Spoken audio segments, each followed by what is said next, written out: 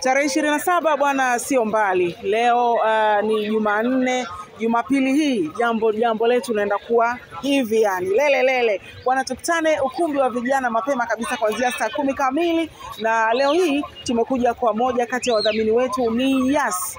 Moja kati ya mtandao mkubwa kabisa Tanzania ambao wanafanya vizuri sasa hivi.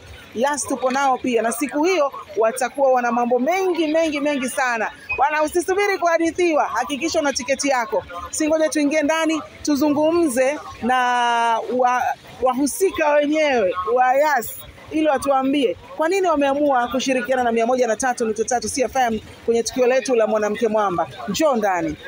Sawa bwana, nipo na meneja wa kanda wa Dodoma mjini Yas ambaye ni Frank Anthony. Tunazungumza naye hapa kuelekea tarehe 27 ya mwezi wa 4 kwenye tukio letu kubwa kabisa la mwanamke mwamba.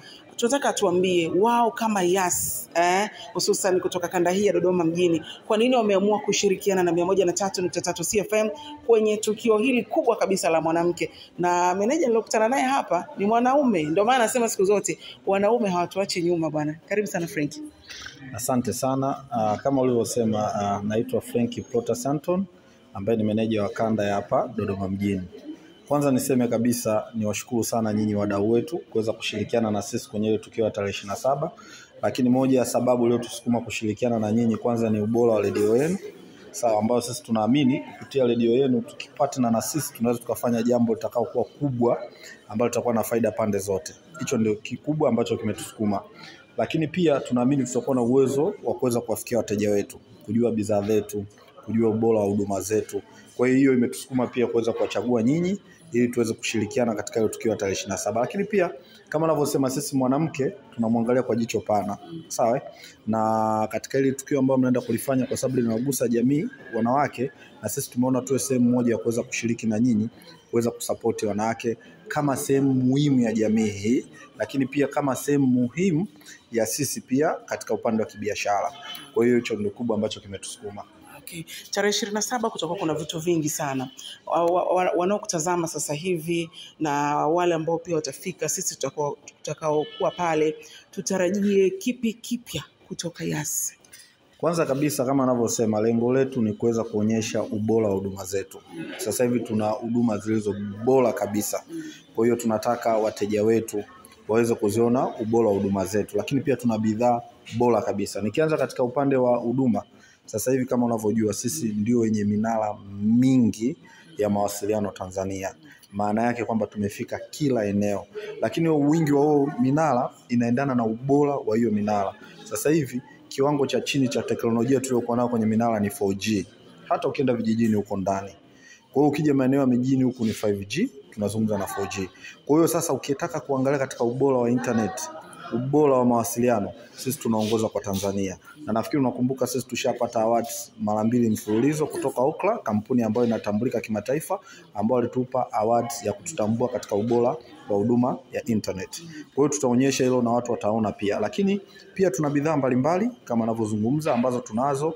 Tutawaeleza hizo bidhaa kupitia huduma za Mix by Yas. Tuna mikopo kule, tuna vikoba, tuna sakosi. Sasa hivi tunalipa ada kwa wale wenye mashule. Lakini pia tuna huduma za lipa kwa simu kwa wafanya biashara ambao sasa hivi hawana sababu ya kupokea hela mkononi. Lakini pia tuna huduma za mawakala ambazo hizi kama ninavyozungumza ziko kila eneo, huduma za mawakala ambazo zinapatikana. Lakini pia tutajaribu kuonyesha pia huduma zetu nyingine kama vile tuna simu za mikopo ambazo tunatoa sasa hivi, ambazo lengo letu ni kuhakikisha kila Mtanzania, kila mteja anakuwa na uwezo wa kumiliki simu janja kwa bei nafuu. Okay. Sawa, bwana kaka Frank, kuna kauli mbiu yetu. Tunasema kwa mwaka 2025 mwanamke mwamba tumepiga hesabu. Yas mnatusupport. Wewe pia ni mwanaume, najua mnatusupport pia wanawake. Hii kauli mbiu ya tumepiga hesabu, wewe kama baada ya mimi kukwambia unaiona ama unatona wapi wanawake? Kama anavyosema tumepiga hesabu ni kauli mbiu nzuri. Mimi nimeipenda kwa sababu mimi nilisomea hesabu. Ndio maana nimeipenda sana hii kauli. Tumepiga hesabu maana yake hakuna jambo ambalo unalipanga pasipo kutengeneza hesabu zake. Ndio kitaalamu tunaita plan, baadaye zinakuja strategy. Kwa hiyo tumepiga hesabu, mimi naamini wanawake wanakaa chini kuweza kuangalia malengo yao, kutengeneza plani zao, kutengeneza na strategy. Hizo ndio hesabu zenyewe.